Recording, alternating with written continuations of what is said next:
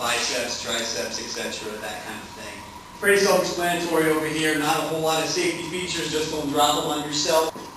This first piece of cardio here is what we call the recumbent bicycle. Basically, the beauty of this is to sit down much. Once you know what number you're at, that way every day you know, okay, if I set it at 17 or set it at 20, that's where I need to be. Basically, the way that these work,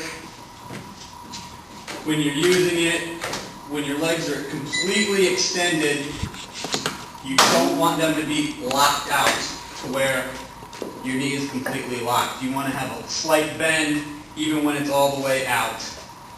And this is all you do. You do have the heart rate sensors that are here on the sides. So, you know, if doctors or whatever give you a heart rate, try and keep inside of a certain zone. These will read out to here. We're going to use the equipment today. So this is going to go here for now. Basically what you're going to get on the screen here, it's going to tell you to select workouts, and the way that this works the exact same across all the pieces. So once you understand one, all the programs are basically the exact same all the way across. You can do quick start. Most people probably do that. It's a green button. You push the green button, it tells you to begin, and you just go. It's going to have a running time down here so you know how long you've been on it. If you want to increase your resistance level, there's a little level here on the side. You hit it, it will chime every time it goes up. So you make it as hard or as easy as you want it to do. Outside of that, let me go ahead and clear this out here. Outside of that, there are programs that are built within these. Some people may want to do programs. You can do what we call the fat burn workouts or the cardio workouts. They're both listed. They're color coordinated with your zone training here on the side. What that means is it's going to give you your age. 65% of your heart rate is what the fat burn programs work you in. It'll let you know roundabouts what heart rate it's going to force you to be in. So therefore it'll keep you there. It'll ask you for your age and things like that. That's how it knows, and it will keep you inside of that zone. Same thing works for cardio, high intensity. It'll ask you for your height, your weight, your age, things like that. It takes all that into consideration, and it's its own trainer for you. So it just goes. And then there's other programs. There's what we call random. You can hit that, and basically the way I consider random is almost like a peaks and valleys. It can get really hard for a little while, almost like you're going up a hill, and then all of a sudden it'll get really easy, like you're going back down, and then it'll go back up and back down. So it's never the same. The random workout will never be the same. There's over 400,000 exercises that are built into random. So if you did random today and you did random tomorrow, you will not do the same workout ever. So that's the whole thing with random. Manual, if you hit that, manual's going to say enter a time. This is where if you say I want to ride this bike for 20 minutes, you would put in 20 minutes on your time. You hit enter. Enter your level. You can start out as low as you want. We'll just say we start at 5. It's going to start me at 5. At that point, it's going to go for 20 minutes. It'll count up to 20 minutes.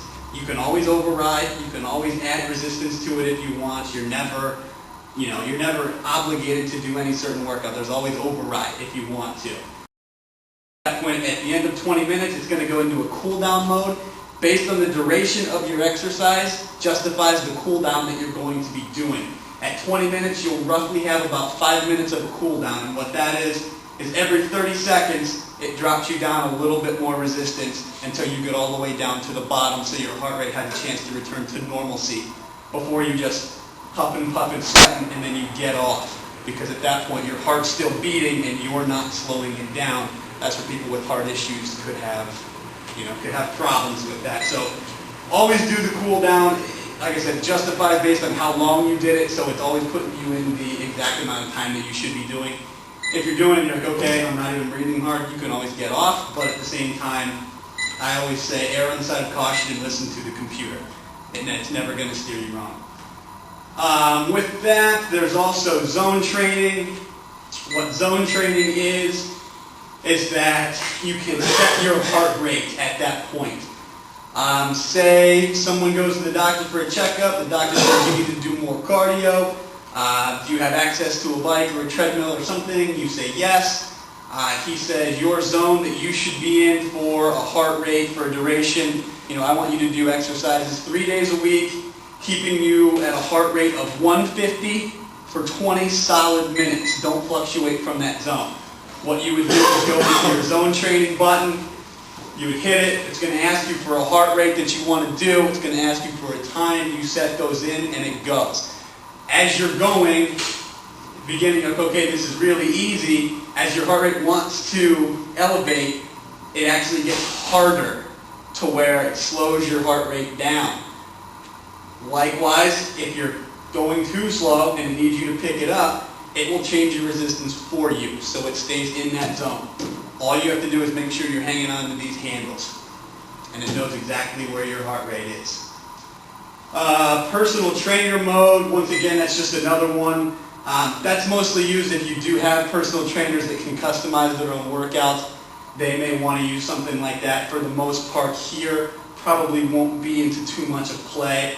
And then Hill Plus, once again, is another sort of random, except you can kind of set it yourself. Instead of it getting harder and slower sporadically, you can set it yourself as to where that goes. As far as the TVs are concerned, they all have their own individual remotes that are on them, so you don't have to hit the buttons that are on the side of the screen here.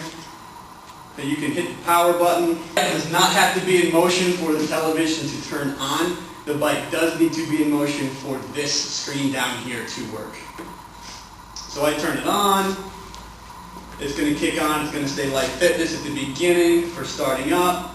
And then if there were a program of any kind, it would then be on the TV. If you want to change channels, your channels are here. Volume up and down, closed captioning, muting, headphone jack right here. So therefore, I'm going to turn the TVs off. Power off, shuts down. The bike will shut off after about 30 seconds. Upright bike is basically the same premise as the recumbent bike. The only difference is you're riding up, much like you were if you were riding your own bike or something like that. The programs actually are the exact same. It's the exact same get up as what's in here. The only difference is you're seated up instead of seated down. Onward to the treadmills. But the way this thing works, once again, you're going to have a quick start button. I'm going to try and do this on the side so hopefully they don't fall. You're going to have a quick start button. You hit it. They make sure that it's in a flat position, and I'll explain that here in a second. It's going to tell you begin workout, and then it goes. You can then select how fast you want it to go. You have a speed button here. This is in miles per hour. So right now you would be jogging at 5 miles an hour. Give it a couple seconds until it reaches peak performance, and there it goes. And then if you want to set, my shoes, you can set your height, your weight, and things like that here. That would justify the calorie intake. Count your calories and things like that that are on it, much like you would do over there. You set your weight, you set that stuff, it calculates based on how much weight is on it. The reason being for that, it understands that if you're running at 5 miles an hour for 20 minutes and you weigh 190 pounds, it understands how many calories the human body burns in that time frame. Outside of that, shut this off. When you shut it off, it gives you a workout summary, much like the bikes do. It tells you how far you went, how long you rode. If you wanted to calculate calories, it gives you your calorie intake. Still has the same zone training exercises here on the right.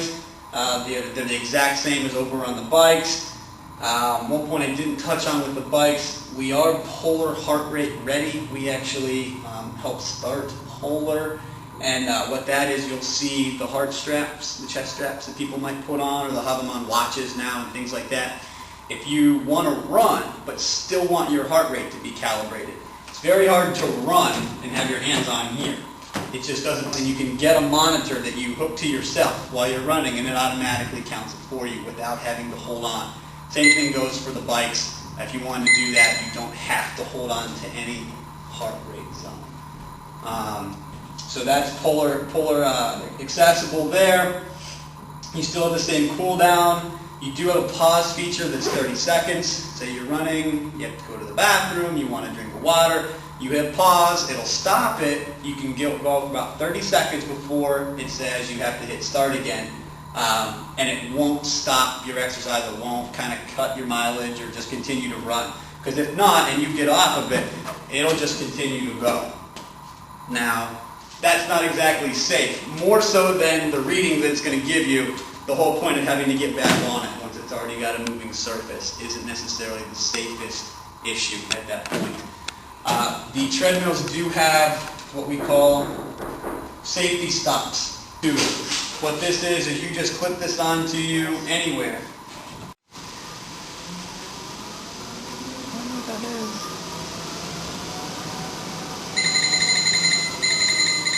Alright, say I'm walking on the treadmill and I get really faint or something happens and I trip or I fall.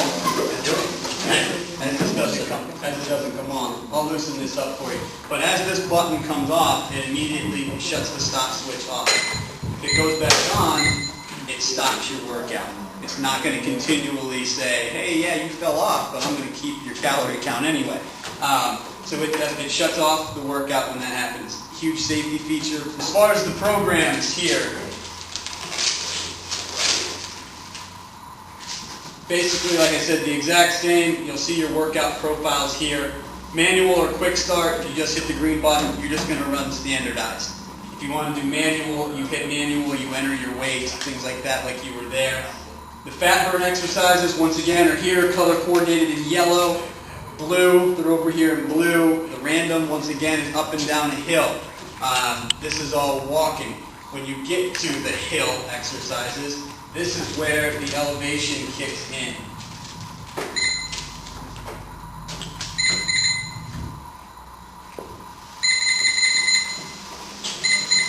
Now, instead of walking on a flat surface, you want to switch it up, we have the incline feature. You hit the button. It's going to elevate up to 15 degrees, so it's almost like if you're walking up a hill or something like that. That's the way that it'll go. It'll go up to 15 degrees. People always say, how high is 15 degrees? It's pretty far.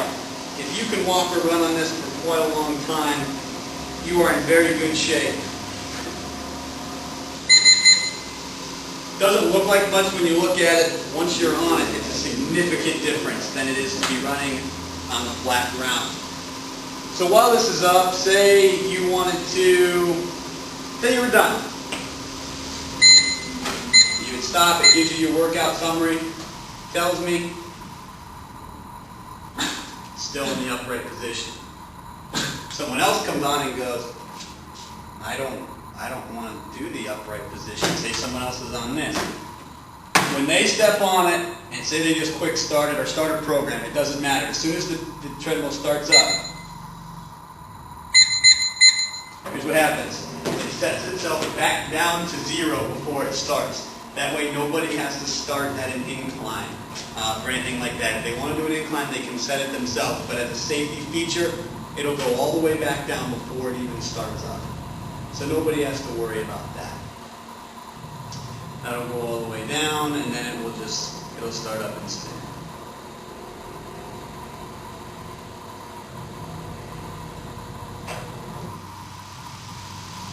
Safety feature. As far as the workouts are concerned, in order to cycle through the workouts, there's these select buttons that are over here. As you scroll up or scroll down, it'll give you the type of workout that you want to do. It correlates to what's here on the left. It'll say, it'll say manual, or it'll say fat burn, it'll say cardio, random, hill. You just scroll up or down. You choose the one you want. You hit enter. It'll ask you for your weight. You scroll up and down for the weight. You hit enter. It'll ask you for time. Scroll up and down for the time. You hit enter. It'll say begin workout. Then it goes. Any questions about the treadmill?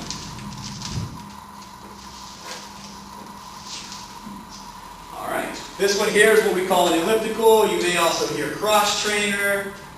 They're the exact same thing. Cross trainer, elliptical. It's all about the stride. Now, one thing that you notice here, this is all it does. It doesn't elevate, doesn't decline, just does this and the resistance kicks in and gets harder. Heart rate sensors are here on the outside if you want to do a full body exercise. Some people may want to do just a lower body. You can grab the bull horns here on the inside. The bull horns do not have a heart rate monitor on them. So once again, if you just want to do a lower body, you may want to look at, buying yourself a strap, a watch strap or something like that, if this matters to you. Most people like the full body, that's why they're out here. You don't have to use your arms all that much. You can just have your hands on there and the heart rate will take it. If you wanted to, you can actually use your arms on this. That's kind of a misconception to people in a sense. It's still a cardio exercise, but it's a leg exercise, not arm. The more that you wrench this thing with the arms, the more you're doing upper body, less lower body. Programs on this, once again, exact same as the bikes. Reason being, these just calculate distance out. Treadmill does, but it has the elevating feature, so it has to have a little bit of different programming with the elevation feature. Because there's no elevation feature, it's the exact same thing. Basically, you're just calculating your miles, calories, heart rate, that kind of thing. But the programs are exactly the same. Actually, this console is exactly the same as those consoles that's over there. So, with that, it's all the same programs. You still shut it down. You still have 30 seconds time before it shuts itself off. These things can go forwards. These things can go backwards. All depends on what you want to work. Going forwards works more of the quads on the front. Works more of the calves, pushing off the toes on these things. Going backwards works more of the glutes and up into the butt region. If you lean yourself back even further, you'll get a little bit more of a stretch out on them. If you come back forward this way, you'll get more of a calf stretch. But you can go forwards or backwards, whichever way you want to go. However, we have a safety mechanism, which being, say you want to get on this thing and you don't want it to just start spinning, because that's exactly what it does, is it spins. But as you can see, for me stepping up on it, it's not just going to go. You have to get on it and actually make it do something before it's going to go. So you don't have to feel, I just tell people go on the low end, and it's not going to do anything. Ultimately, you're going to have people that enter it from this side. So if that happens, they still don't have to worry about it whipping itself around. So that's a safety feature that we have.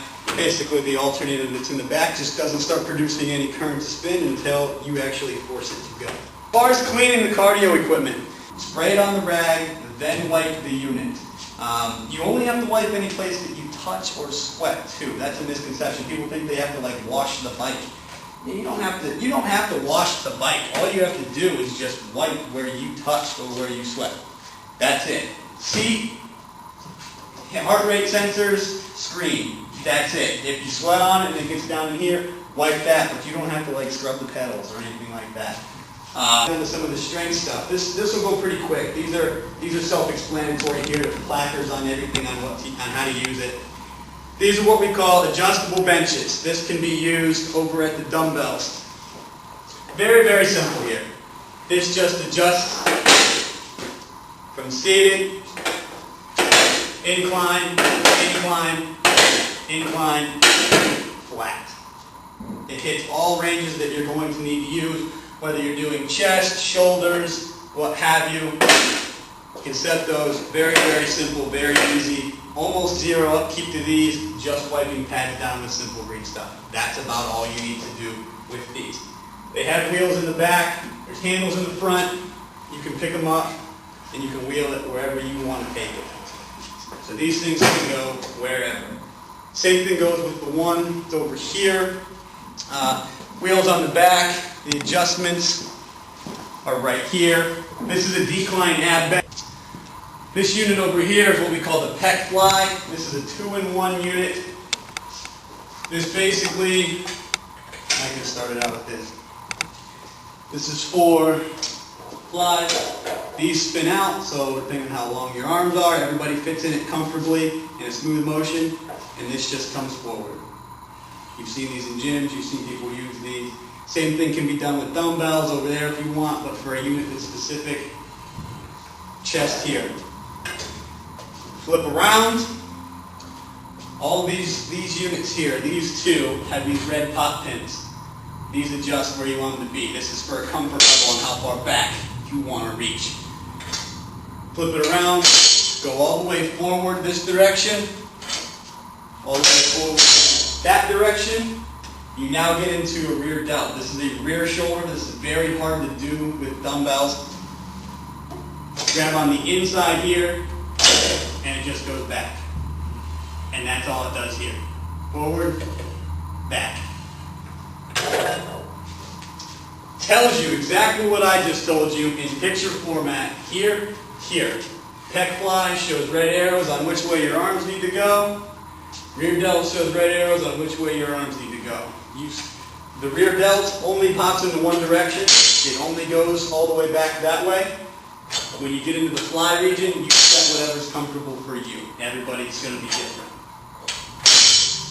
Seat adjusts here. You pick up on it here. This will work itself in as people use it more often. Once again, the number setting, when you know where you're at, you set it at that number. As far as what to watch out for here, about nothing. This is the leg press. You have yourself a little station to get in it so you don't have to slide yourself through. These are non-slip surfaces. With that being said, basically this is very, very heavy. I think this unit has got 390 on the stack. I think total it's almost 740 pounds. Nobody's moving this anywhere. If you can move this single-handedly, being one man, I want you to install our project because this takes about 2 or 3 guys to even move and slide around. So, any questions about the leg press? Now we get to the Fit 3. This is the total body unit here. Now we get to the Fit 3. This is the total body unit here. With this, you can do chest, you can do back, you can do bis, tris, etc. Everything here you can do. This is the chest piece over here. We call this the multi-press. It has your settings here on the side: shoulder, incline, bench. You set it where you want for whatever feels comfortable to you. It's all pop pin, spring loaded. Then you get into incline, then you get into shoulder. Being up in shoulder or incline, you're going to have issues here. These will slide better as people start to use the units. You don't even have wear marks, and I can tell nobody's used these yet. You guys don't even have wear marks on them. You pull the pop pin and push or pull from right here. So say you want to do an incline, you set it up as an incline. Same thing goes for shoulder. You set that, you sit down, you set it wherever it's comfortable for you to set, and then you just have your pressure. That's a little too high because I'm already here before I even take it off, but you can just set it wherever it feels comfortable for you guys there. Weight stacks, once again, red. There's a magnet in the end of it, so that way it finishes off the suction for you. You put it through, leave it sit in there, it's not going to come out of there. You have to yank it to come out, and you have the ball bearings that catch it on in there too. All these are the same. Over time, somebody may yank one of those off. Somehow, we can always get you new pins. This unit here is going to be the lat pull down, low row, tricep, bicep. There's 4 exercises you can do right here. This one here, 3 exercises that you're doing over there. Lat pull down, very easy. You set this to where your legs are. Actually, this goes down in there. You want to put your feet on here. So this goes up, put your feet in, drop it down to where it snaps, and you want to pin yourself inside of this. So then you jump up. Be very careful doing it in the back. If people ask, only tell them to do the front. Only advanced people should be doing it back here. It puts a whole lot of stress on your neck and the top of your spine. So just tell people to come here and do it in the front. Actually, even the picture even shows just doing it in the front. So we just tell people, pull down in the front, but you can go behind. When you get to the row region, flip that over. This just pivots down.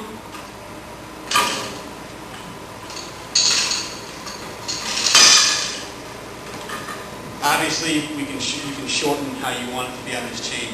These just clip off, take it off the chain, set it to where you want, where it's out here. You want it to be where your arms are fully locked out. But for demonstration purposes, this is basically all that is, and then it just pulls back. So here's your row. You can also use the big one, so you can do a wide row.